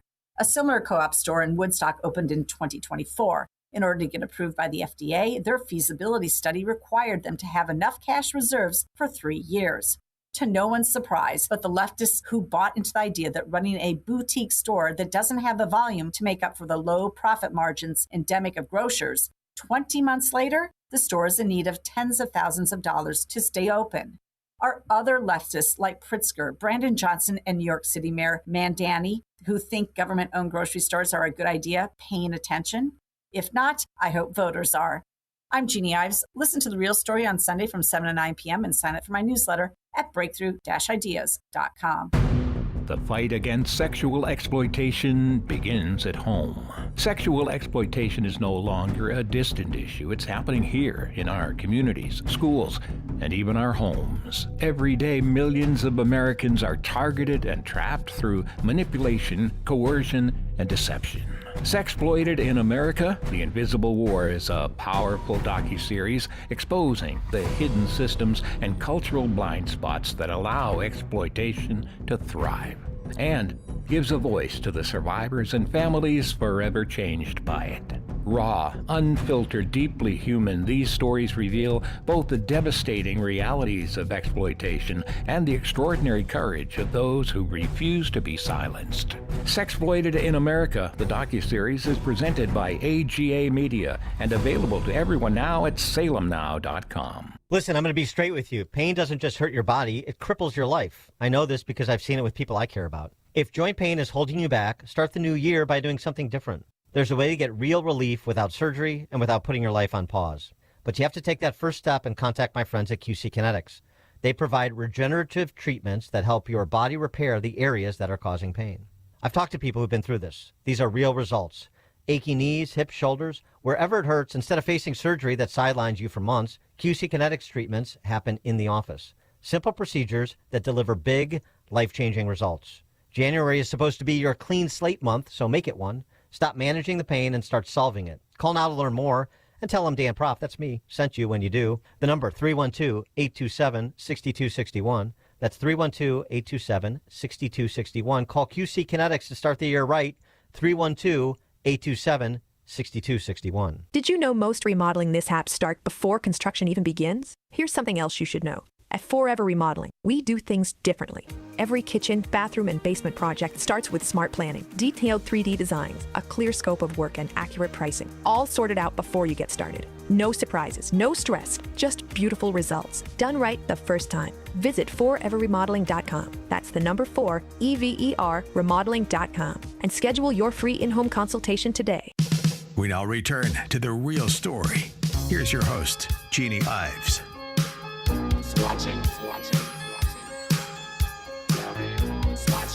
Well, it's the Watchdogs. They are on watch in the state of Illinois, and there are plenty of work to do. So, welcome, John and Kirk. Thanks for joining me. Thanks for having us. You bet. Absolutely. Always interesting to have you guys on, and I'm looking forward to sharing your stories to a broader audience when we move this show from 11 a.m. to noon. You'll be a regular feature. We haven't figured out which segment time you'll have every week, but you're going to be a regular feature at least once a week because there's so much information you have to share with people about what's going on. John, you going first tonight? Yeah. Okay, great, because this is a very good story that you teed up.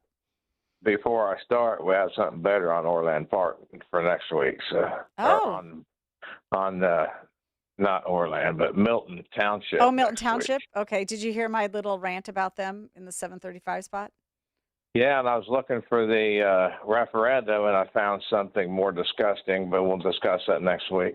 Yay. Go team. Love it. Thank you. All right. So, Orland Township, Orland, Illinois, and Senator Michael Hastings. West Pointer. He's a West Pointer, but I don't feel like he's very honorable, quite frankly. Well, Senator Hastings' brother, I believe, is the mayor of Orland Hills, Mayor Kyle Hastings. Okay.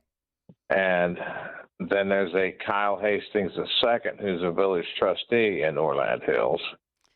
Boy, it's starting to sound like Dolson Township.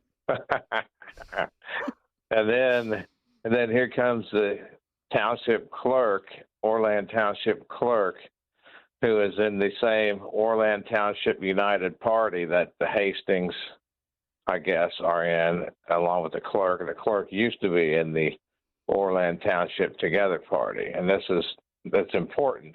Okay. Because there's a federal lawsuit going on right now against naming Senator Hastings in his official and individual capacity, which means at some point the taxpayers are going to be paying a settlement, and the mayor in his official and individual capacity, the trustees, the township clerk, the Orland Hills Police Department, and the township itself are all defendants in this lawsuit. Well, what happened? It comes from, and when you set up when a party, which is the Orland Township United Party and the Orland Township Together Party, the Together Party is actually suing the people from the United Party.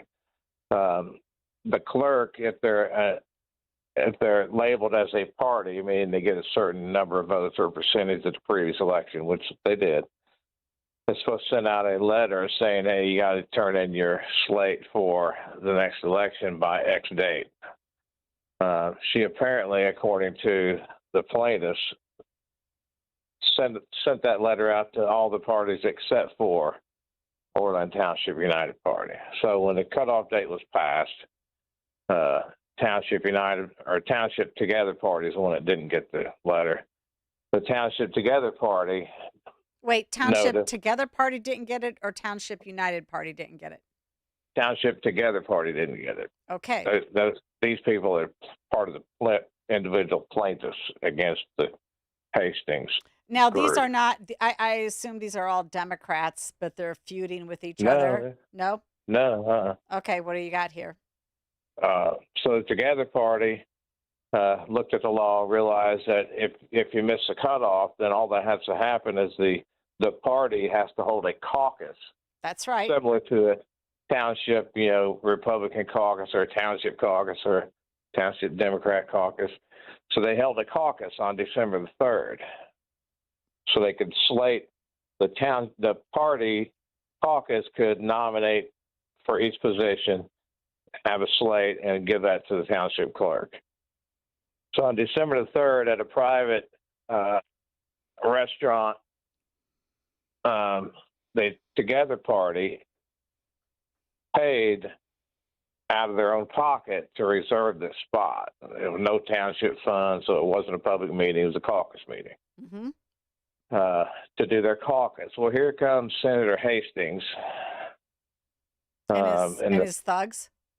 And his thugs, or as the lawsuit says, their mob. Okay. Showed up to disrupt, this is all alleged in the federal lawsuit, to disrupt the gathering of citizens for their political party caucus. Touting Senator Hastings says, I'm a lawyer, and then he says, I'm a senator, and then they try to barge their way into the building, and then the police were called.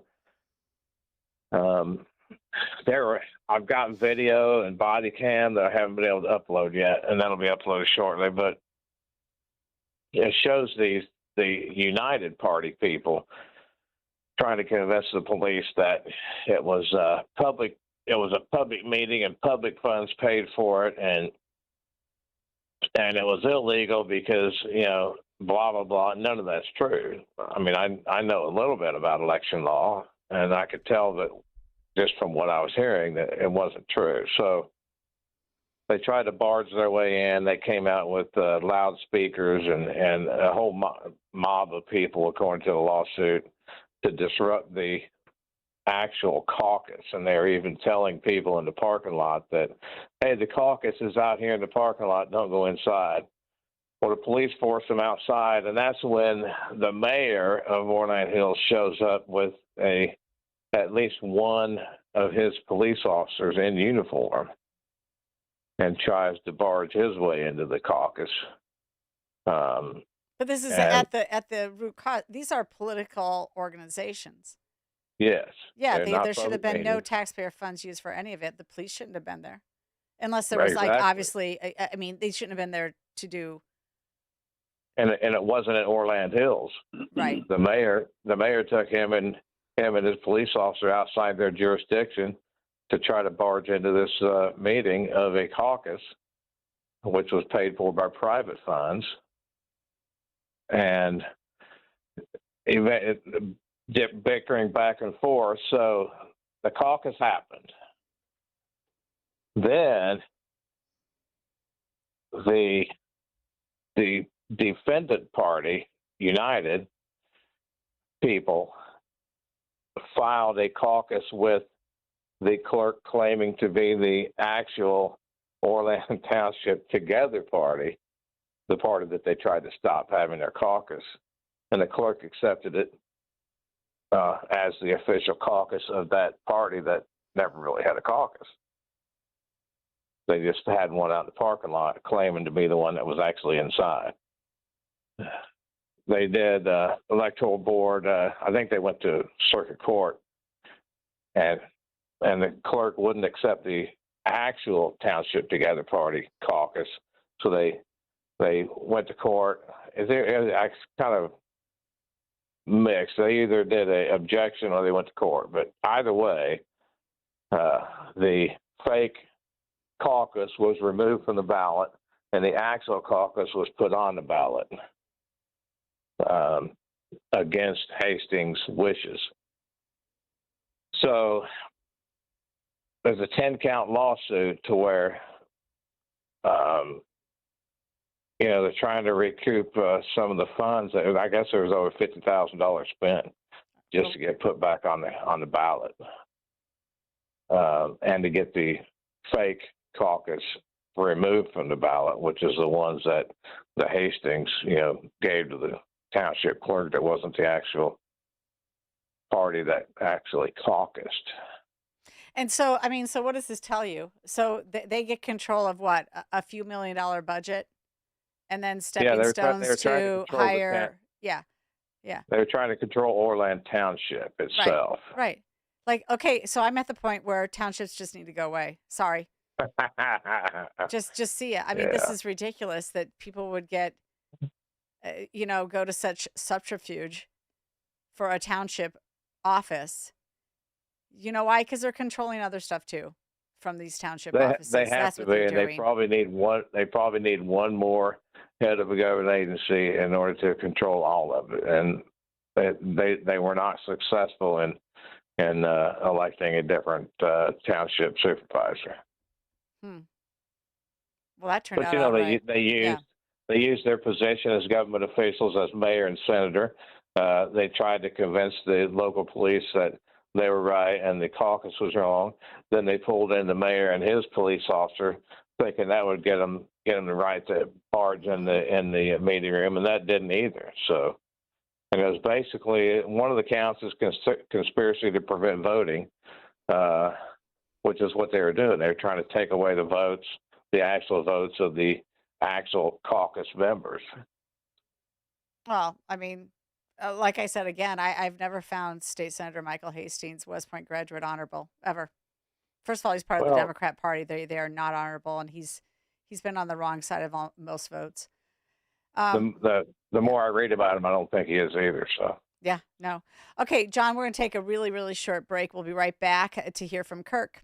Thanks a lot. Who's watching? Who's watching me?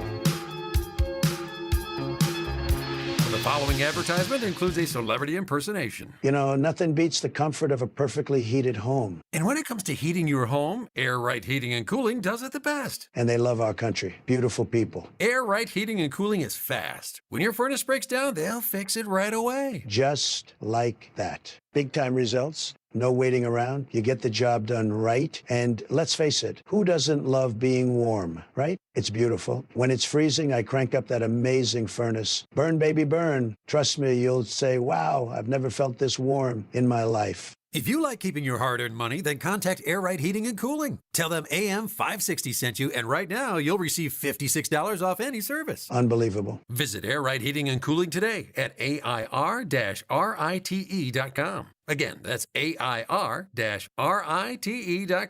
Air Right Heating and Cooling. Doing it right since 1959.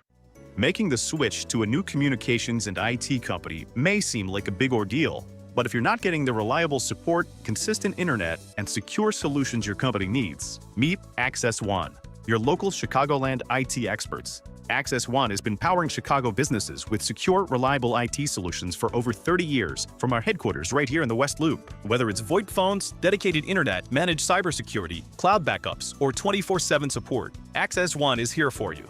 Serving thousands of companies from Naperville to the North Shore, Access One is Chicago-owned and Chicago-run, a trusted IT partner for law firms, clinics, tech startups to manufacturers. We'll make the switch easier than you think. Let's talk. Call 800-804-8333 or visit accessoneInc.com. Rated top 5% in customer satisfaction and a Better Business Bureau A+ rated business. That's accessoneInc.com. Tech made personal, locally. Hello? Sir, this is Officer Peterson. There's been a string of break-ins in the area, and your office, it was hit. Hit? What do you mean? We were robbed? Looks like the back door lock was easily pried open, and they moved through the building like they knew exactly what to take. We see wires everywhere. No computers. What? No computers? I just upgraded everything. Looks like they moved fast. We only found out because a neighboring business had their alarm go off. Do you have any security cameras? No, nothing. Don't wait until it's too late. Goldilocks protects Chicagoland businesses with custom security solutions. From reinforced commercial doors with keyless entry to cameras and 24/7 monitoring that alerts authorities immediately. Schedule a free on-site assessment at GoldilocksInc.com. Again, that's GoldilocksInc.com. Plus, AM 560 listeners get their first 3 months of monitoring free with a new install. Call 708-889-5600. That's 708-889-5600. Goldilocks, Chicago's premier locksmith, doors, and security systems company since 1981. A great smile can make you feel happy and confident. So when you consciously conserve your teeth, that glowing smile will show through. At Best Dental Group, doctors Economos, Gave Alice, and their staff are ready to help you create that perfect look or maintain the one you have now. Along with general dentistry, Best Dental Group is a multidiscipline practice with an orthodontist, periodontist, and prosthetic specialists on site. They use the newest breakthroughs in dental technology such as titanium implants, Invisalign clear braces, and laser treatments. Don't let fear get in the way. They can recommend sedation to make your experience as comfortable as possible. Best Dental Group is located in historic downtown Bartlett and is a multilingual office. Call 630-830-4930, 630-830-4930, or visit bestdental.org. Best Dental Group, sharing your conservative values and helping you to conserve your teeth. Now, more of The Real Story with your host, Jeannie Ives. All right, welcome back. Let's get right to it. We're still in our Watchdog segment, my favorite segment, because basically I just tee these guys up and they tell you what's going on, and they're always interesting stories. And so, Kirk, you had this story, Clark County Park District tax break update. The board literally ignored the law, and so now they don't even know what the clerk will do. This is a very interesting story. It goes right back to the requirements when you're levying taxes. You have to do it by the end of December. And if you don't do it, guess what? You miss out, right? That's correct. You should miss out if you didn't follow the law. Kirk, what's going on? Yeah, thanks for having us, Jeannie. There's some specific provisions when you're late filing a levy. There's case law on the matter. There's no way the clerk is supposed to be accepting a late levy. If you didn't get it turned in time, that public body is not going to receive a tax, their tax revenue the next year. That's the way it's supposed to work. Mm-hmm. There's programs that if you turn one in and it needs to be amended, there's very specific criteria that can be met. But even in the case law on that, they talk about, the importance of the deadline. And in this case, Clark County failed to turn in their levy. They got advice from their attorney to go ahead and do it anyway, which it just blows me away why these attorneys continue to give advice that is contrary to the law. But we've got confirmation through one of the former board members who spoke with the clerk. They're not going to accept the levy. Now, we'll see. I haven't gotten a response from the clerk yet. The word right now that's been published all over social media is that she's not going to accept it. Now, we will find out, but all too often when we see these things, the attorneys, they truly, and I've seen it so many times, this is my opinion, the pattern is there, they'll never admit to it, but these attorneys give advice that truly leads to litigation. And if this leads to litigation from a taxpayer, the attorney gets to defend the public body, and they get paid by the hour to make money doing it. So it's advantageous to give bad advice. I mean, and there's not very many municipal attorneys down in these smaller communities, quite frankly. So they all seem to Correct. get in, get their little gig, and they keep it going, and the taxpayers have an endless pot of money, and they charge whatever they want. Right. And this is the same public body that John years ago arrested the entire board, did a citizen's arrest of the entire board. And during that, we filed an OMA lawsuit right after that happened. And in closed session, this same attorney was told by the board members, if you lose this lawsuit, you're fired, because we filed it pro se. Mm-hmm. And the response from the attorney, according to the board members, because it was closed session, they still won't release the recording, she said, don't worry about it. We've got this because the judge was my former law partner. Well, we go to court. Initially we lost, and then we appealed it, and the appellate court gave a scathing rebuke and overturned the appeal. And I mean, enough so that we believe that's why the judge resigned. 2 weeks after the ruling, he resigned. He retired from office. This is the same attorney. I mean, she wanted this sanctioned over filing an OMA suit. But here she is advising, go ahead and adopt it and file it. And I don't understand. Same attorney? Yes, ma'am. Same attorney. Why is her law license not suspended? Did somebody do an ARDC complaint? Or are they just allowed to like give terrible advice when they know that it's wrong? We have yet to see the ARDC ever issue a penalty based on advice that they give, even though it's completely wrong and contradictory to the law. It's a waste of time. From John and I's perspective, we've done it enough times that when they see something that comes across that says Edgar County Watchdogs, they just ignore it. I mean, we don't even get responses back. And so we quit wasting our time with it. We just publicize the information. The public needs to wake up. We've got to start holding these people accountable. And this is your elected officials hire these attorneys that are supposed to be giving them advice. So it goes back to who you elect. Right. All the time it goes back to that. Oh my gosh. But then we always hear, well, they're the attorney. Yep, they are the attorney. Did any of you read the law? It's like in this taxing body, 2 public body comments focused on do the right thing. Don't try to turn this levy in. You're going to create a bigger problem for the clerk. Accept that you screwed up, have some integrity, and move forward. There was not one discussion about, hey, are we going to be able to survive this next year without a tax levy? You know why there was no discussion? Because they have plenty of stuff in the reserves. They have, you bet, plenty of money, which tells the public you're overtaxing us. Well, it's the same thing with those mental health board, and I forgot to bring it up, but we were talking about these 708 boards, the one at Milton Township, which they are now up to $1.1 million, which is 44% relative to the overall, just what you think are the services the township provides. This mental health board in process now for 4 years, 44%. So they have $500,000 in reserves already.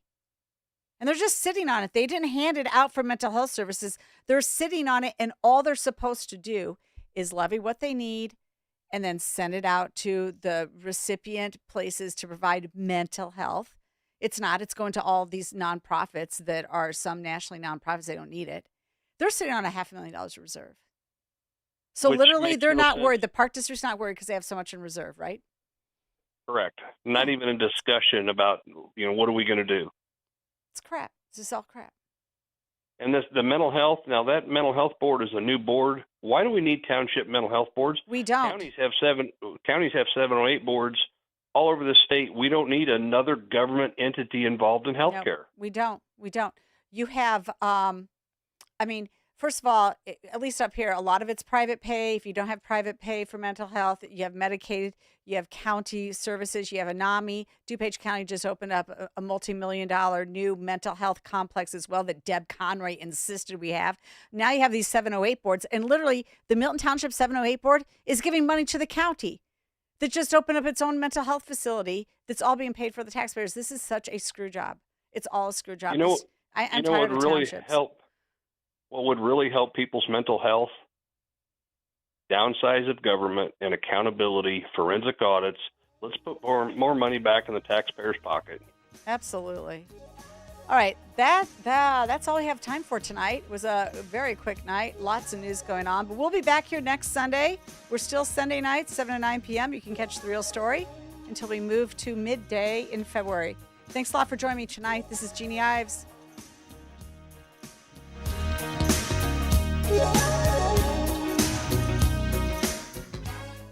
Town Hall News, where conservative voices cut through the noise from breaking headlines to fearless opinion. We report what matters without apology. Written by people who actually believe what you believe. Town Hall tells the stories the corporate press buries, from President Trump to Capitol Hill.